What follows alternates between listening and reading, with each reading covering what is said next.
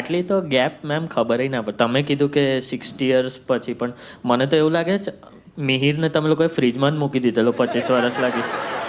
એટલે ઓટીટી નો મતલબ એવું નહીં કે ફ્રીજમાં મૂકી રાખે.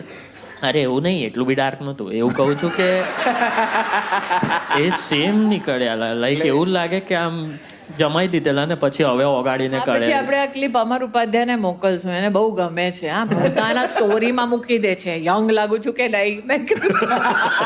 પણ એ જે ક્યુંકીના એપિસોડ જે ઇનિશિયલ જે પેલા ટીવી પર આવતા હતા ને પેલા કેબલ પર, ત્યારે તો એટલો ક્રેઝ હતો એનો કે જ્યારે પહેલી વખત મિહિરભાઈ મર્યા હતા ને, હું પહેલી વખત એટલે કહું કારણ કે મલ્ટિપલ ટાઈમ્સ એવું થયું છે, હા, એક જ વાર માર્યો હતો એટલે યાર. પેલું ફેસ ચેન્જ ને ખોવાઈ ગયા ને બદલાઈ ગયા ને એવું બધું એમ. એટલે તો ત્યારે અમારી સોસાયટીમાં બેસણું રાખેલું એમના ફોટાને.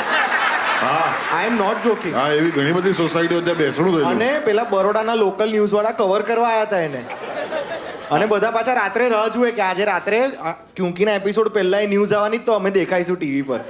તો બધા લેડીઝ બપોરે રડ્યા, ભાઈ સાંજે બેઠા જો ટીવી હું કેટલું મસ્ત રડ્યું. અરે અમારી અને સોસાયટીમાં મારો લગ્ન થયો હતો ત્યારે નવો નવો, તો એટલે મને રસ્તા ચાલતા લોકો પકડીને રડતા, મરી ગયો મરી ગયો. અરે ઈરાની સાહેબ જોડે ચાલતા, જીવતો છું ભાઈ.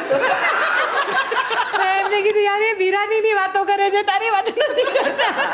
એ પેલું વીરાની હીરાનીમાં એક વીનો ફેરવા એમાં પ્રોબ્લેમ થઈ ગયો.